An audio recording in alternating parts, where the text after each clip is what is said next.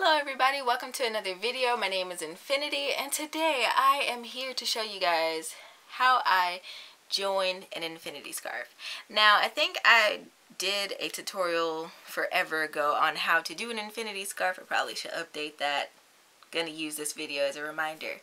But this method of joining Infiniti scarves is for, you know, those times where you make those stitches where you can't just work in the traditional way of making an Infiniti scarf, or maybe making Infiniti scarves is the bane of your existence and you just don't like doing it the original way. Either way, this is the method for you.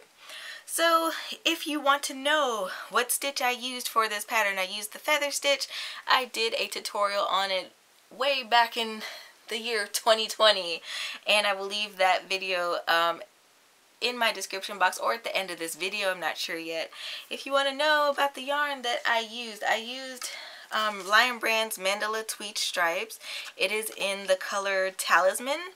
I wasn't quite sure what I wanted to do with that colorway, and then I was like, you know, why not make a scarf? It looks kind of like fall colors, so that's why I used this color and this stitch. So yeah, alright, without further ado, I'm going to get into this. So I have very little yarn left from this skein, and I usually, if I have a tail like this, I will end up using it to join my scarves instead of going back and sewing them. Now you could always clip your yarn and sew this thing together, but who wants to do that? So, alright. Typically, when I make Infiniti scarves out of stitches where you can't make it in the traditional way, I end up making a super long scarf, and I lay it out just about like this. Now, of course, the traditional Infiniti scarf, Infiniti cowl, has that signature twist in it. And if that's what you're looking for, then what I do, I leave one side alone, and I kind of fold one side down like this, and then leaving that twist in there. Like, that is so important, leaving that singular twist in there. I just join the edges like this. Make sure I can join the edges. I lift up my project and make sure my twist is still in there, and it is. So I can flip that over. I don't need that. Alright, and what I want to do is I'm going to simply chain one, because I was at the end of my pattern anyway. And this makes it easier for me to do what I'm about to do. So let's see if I can zoom in here. Focus up a little bit. Alright, so what I do is basically slip stitch. So when I started this pattern, I started it with a half double crochet foundation. So whatever foundation you use, I recommend when you're at the end of your pattern or nearing the end of your pattern, you know, that point where you're almost playing yarn chicken, what you can do is do a finishing row with that same stitch that you started with. So I did a row of half double crochets, and then I just chained to that one. Now I want to find that little corner stitch over here on this other panel, and I just want to insert my hook. And what we're going to be doing is slip stitching, so make sure your yarn is on the right side. And you could either slip stitch this together or single crochet it. It just whichever looks better to you. Depends on the stitches, how loose or how tight your stitches were at the beginning of the project, as opposed to how loose or tight they are at the end. And all we're going to do is just slip stitch across here. It's as simple as that. There's no threading a needle. There's no, you know, all the extra stuff that goes into joining projects together. That's pretty much it. You just want to make sure your stitches are good and lined up.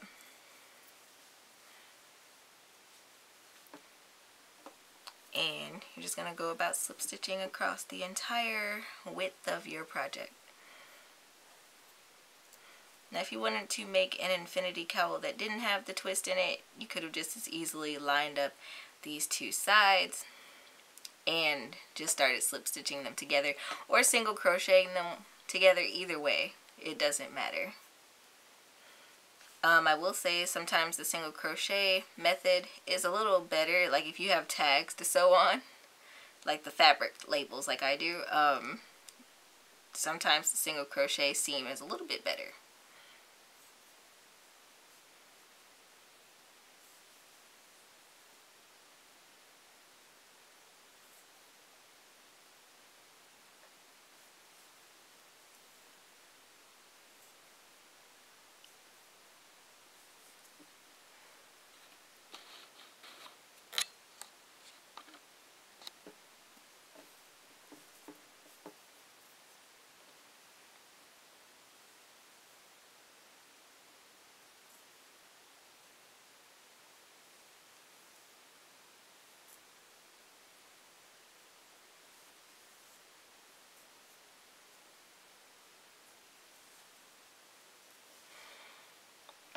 Alright, and now I'm at the end of my row, and I could chain one and fasten off.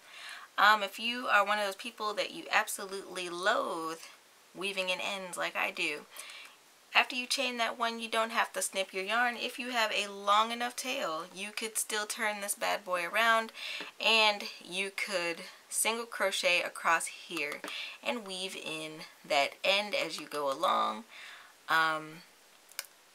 This tends to be a favorite method of mine as far as weaving in ends goes, because I don't like it. I don't like weaving in my ends.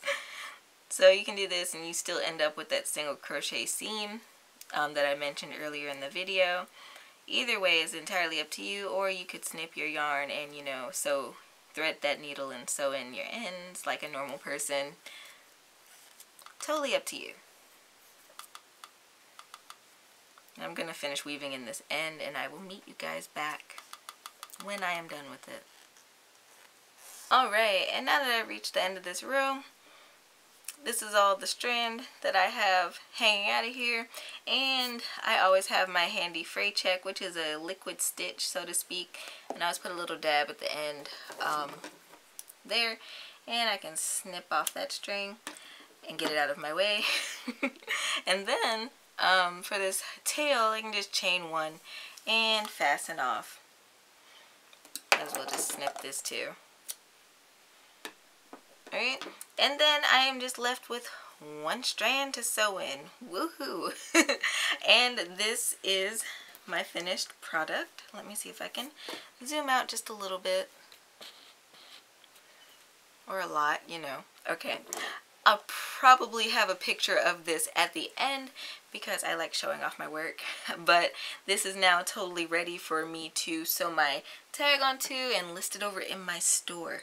I hope today's video was helpful for you guys. If so, don't forget to leave me a thumbs up. Don't forget to subscribe and hit that notification bell so you never miss out on awesome weekly content like this.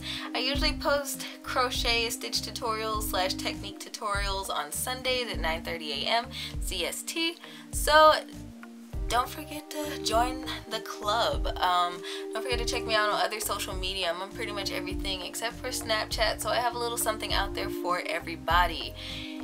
If you want to support the channel, you can check out my blog, which is in my description box below.